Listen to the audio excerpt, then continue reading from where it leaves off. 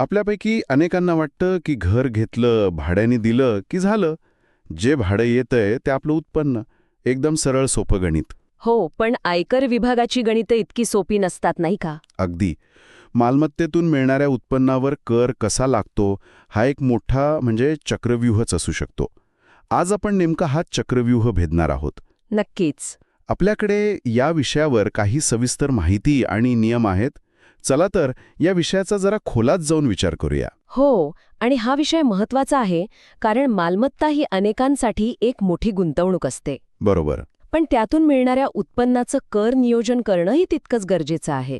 आज आपण हेच समजून घेणार आहोत की घराच्या मालमत्तेतून मिळणारे उत्पन्न म्हणजे नेमकं काय, कर भरण्याची जबाबदारी कोणाची असते आणि कराची रक्कम ठरवताना फक्त भाड्याचाच विचार होतो की अजून काही घटक असतात.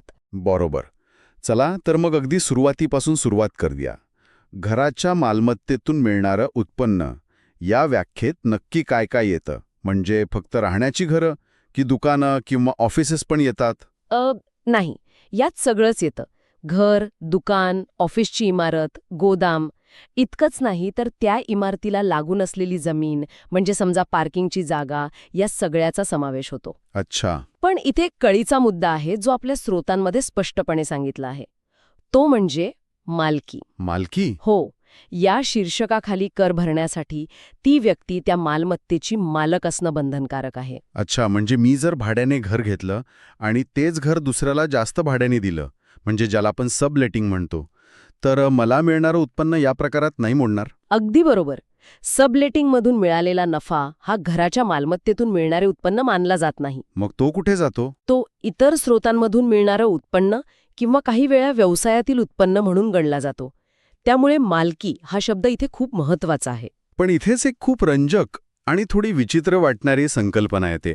मानलेला मालक किंवा डीम्ड ओनर. हां. म्हणजे कागदोपत्री मालक नसतानाही आयकर विभाग तुम्हाला मालक मानू शकतो. हे कसं काय शक्य आहे? यामागचा तर्क खूपच काय म्हणतात त्याला हुशारीचा आहे. डीम्ड ओनर या संकल्पनेमागे आयकर विभागाचा एकच उद्देश आहे. तो कोणता?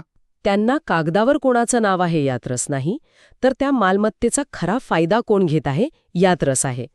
कर चुकवण्यासाठी ज्या युक्त्या केल्या जातात त्यांना आळा घालण्यासाठी हा नियम आहे. वा, म्हणजे असली हक्कदार कोण हे सरकार शोधून काढतं. याची काही उदाहरणं देता येतील का?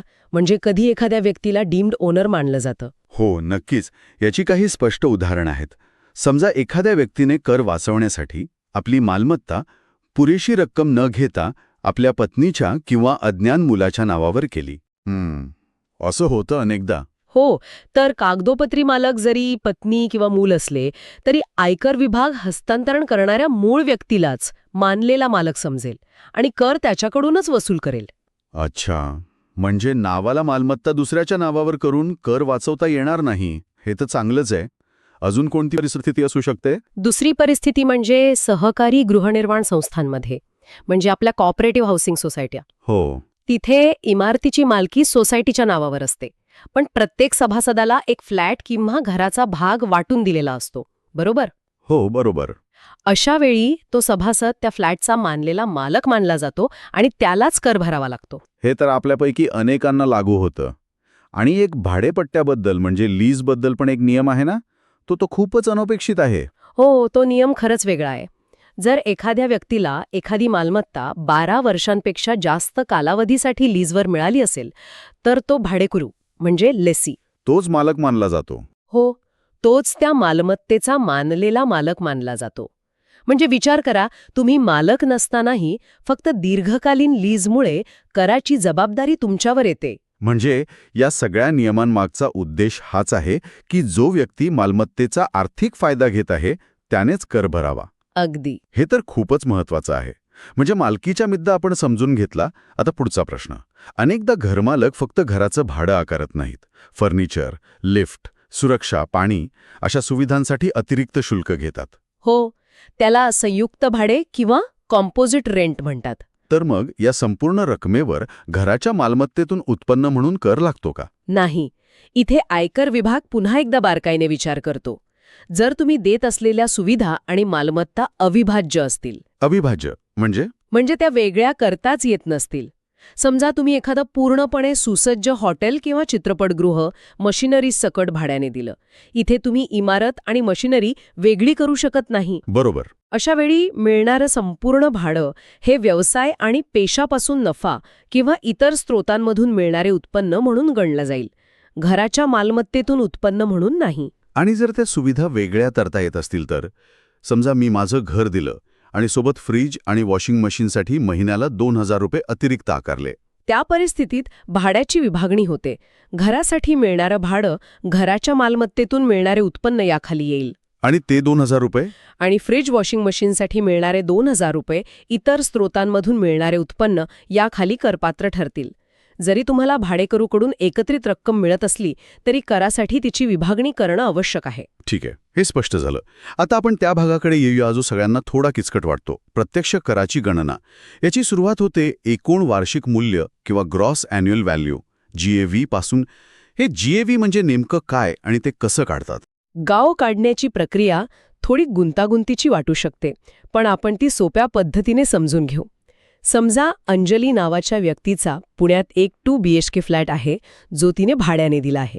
ठीक आहे, अंजलीच्या फ्लॅटचं उदाहरण घेऊया. हो, आता आपल्याला अंजलीच्या फ्लॅटचा गाव काढायचा आहे. यासाठी 3 पायऱ्या आहेत. चला तर मग, पहिली पायरी कोणती? पहिली पायरी आहे अपेक्षित भाडे, रिझनेबल एक्सपेक्टेड रेंट ठरवणे.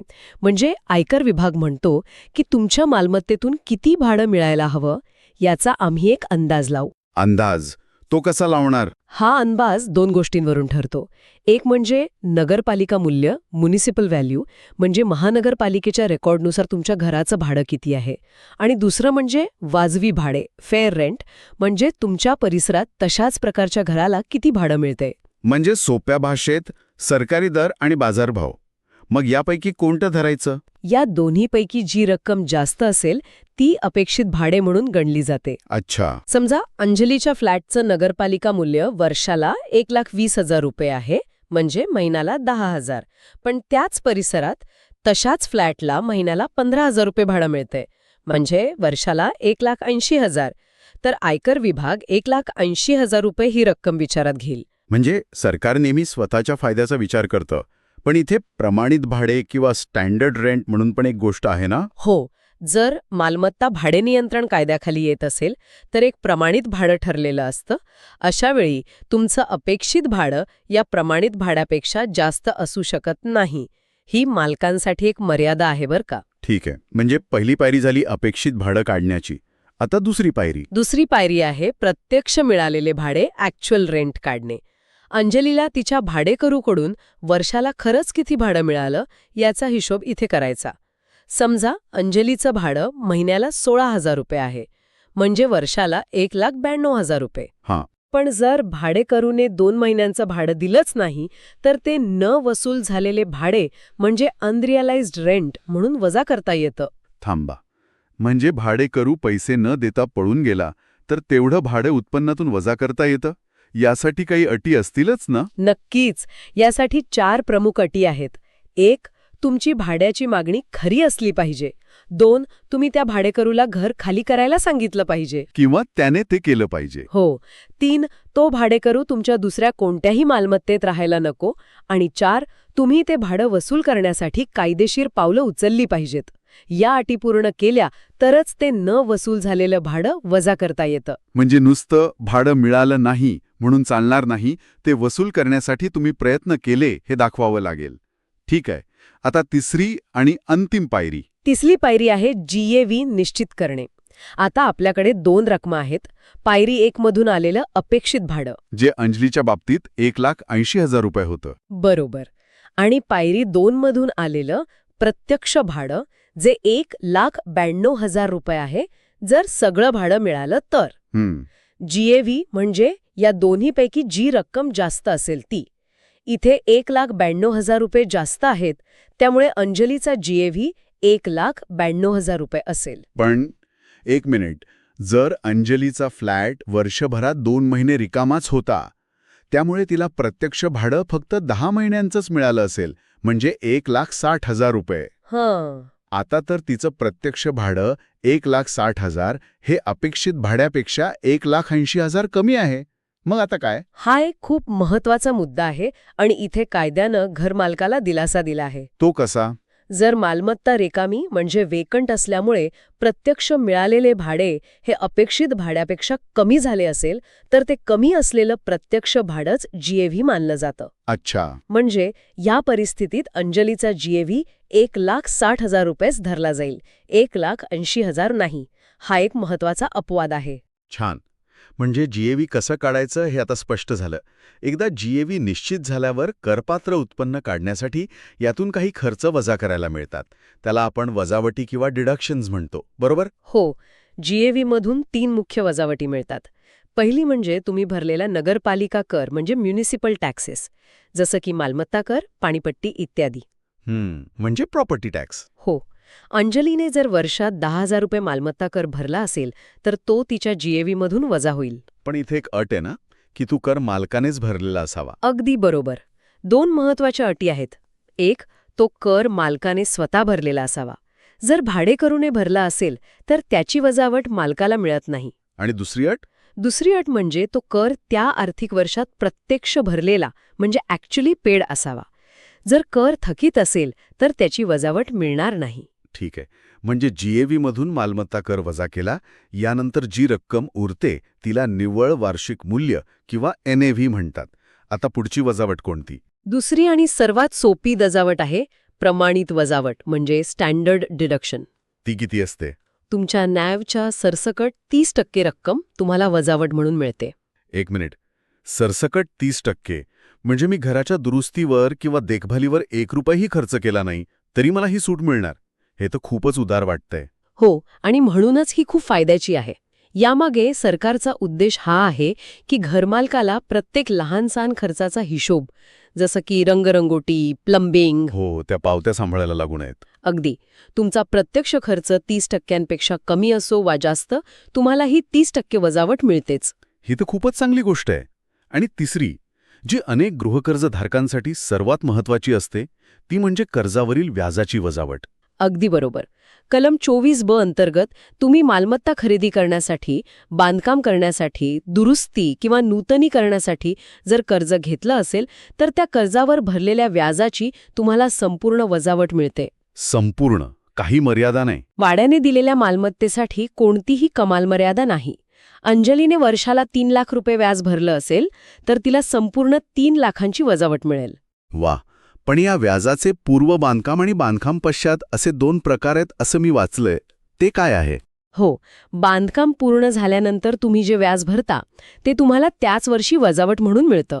पण अनेकदा लोक घर बांधायला सुरुवात करण्यापूर्वीच कर्ज घेतात. तर बांधकाम पूर्ण होण्यापूर्वीच्या कालावधीत भरलेल्या व्याजाला पूर्व बांधकाम व्याज, प्री कन्स्ट्रक्शन इंटरेस्ट म्हणतात. मग या पूर्व बांधकाम व्याजाची वजावट एकदम मिळत नाही का? नाही. आयकर विभाग म्हणतो की या पूर्व बांधकाम काळातील एकूण व्याजाची रक्कम तुम्हाला मालमत्तेचा ताबा मिळाल्याच्या वर्षापासून 5 समान वार्षिक हप्त्यांमध्ये वजावट म्हणून मिळेल. अच्छा, म्हणजे 5 वर्षांत विभागून. हो, समजा पूर्व बांधकाम व्याज एकूण 1 लाख रुपये असेल तर तुम्हाला दरवर्षी 20,000 रुपये असे पुढची 5 वर्ष वजावट मिळेल. हे सगळं झालं भाड्याने दिलेल्या मालमत्तेबद्दल. पण जे लोक स्वतःच्या घरात राहतात त्यांचं काय? त्यांना तर भाडं मिळत नाही, मग ते कर कसा भरतात? हाच या नियमावलीतला सर्वात मोठा दिलासा आहे. स्वतःच्या वापरासाठी असलेल्या मालमत्तेचं म्हणजे सेल्फ ऑक्युपाईड प्रॉपर्टी किंवा एसओपीचं जीएव्ही हे 0 मानलं जातं. 0? हो, 0. आणि जीएव्ही 0 म्हणजे त्यावर कोणताही कर नाही. साहजिकच जीएव्ही 0 असल्यामुळे नगरपालिका कर किंवा 30% प्रमाणित वजावटही मिळत नाही. पण मग त्यांनी जर गृहकर्ज घेतलं असेल तर त्यावरील व्याजाची वजावट मिळते का? कारण जीएव्ही 0 असेल आणि व्याज वजा केलं तर उत्पन्न उणे म्हणजे निगेटिव्ह होईल. हो, आणि हाच सर्वात मोठा फायदा आहे. एसओपीच्या बाबतीत तुम्ही भरलेल्या व्याजामुळे घराच्या मालमत्तेतून तोटा म्हणजे लॉस फ्रॉम हाऊस प्रॉपर्टी निर्माण होतो. आणि या तोट्याचं काय करायचं? हा तोटा तुम्ही तुमच्या पगाराच्या किंवा इतर कोणत्याही उत्पन्नातून वजा करू शकता, ज्यामुळे तुमचा एकूण कर कमी होतो. हा कर नियोजनाचा एक खूप महत्वाचा मार्ग आहे. पण इथे व्याजाच्या वजावटीवर काही मर्यादा आहे का? की भाड्याच्या मालमत्तेप्रमाणे अमर्याद सूट आहे? नाही, इथे मर्यादा आहे. जर तुम्ही कर्ज 1 एप्रिल 1999 नंतर मालमत्ता खरेदी किंवा बांधकामासाठी घेतले असेल आणि ते बांधकाम 5 वर्षांच्या आत पूर्ण झाले असेल, तर तुम्हाला जास्तीत जास्त 2 लाख रुपयांपर्यंतच्या व्याजावर वजावट मिळते. आणि जर ह्या अटी पूर्ण होत नसतील तर ही मर्यादा फक्त 30,000 रुपये आहे. आणि आता नवीन नियमानुसार एक व्यक्ती 2 घरं स्वतःच्या वापरासाठी दाखवू शकते, बरोबर? पूर्वी ही सवलत फक्त एकाच घरासाठी होती. बरोबर. मूल्यांकन वर्ष 2021 पासून हा नियम बदलला आहे. आता तुम्ही 2 मालमत्ता SOP म्हणून घोषित करू शकता आणि दोन्हीसाठी GAV 0 मानले जाईल. पण इथे एक गोष्ट लक्षात ठेवली पाहिजे. कोणती?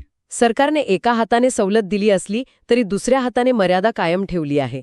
म्हणजे तुम्ही 2 घरं स्वतःच्या वापरासाठी दाखवली तरी दोन्ही घरांच्या कर्जावरील व्याजाचे मिळून एकूण वजावट मर्यादा 2 लाख रुपयेच राहील.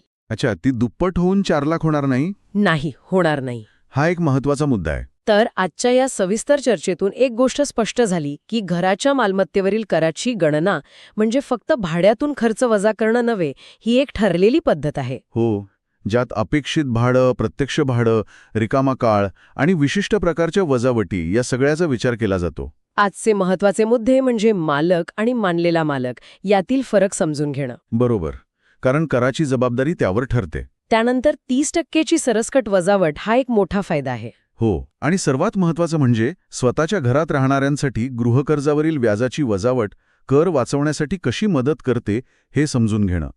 या नियमांमागे असलेला तर्क एकदा कळला की कर नियोजन खूप सोपं होतं. आणि जाता जाता श्रोत्यांसाठी एक विचार सोडून जातो.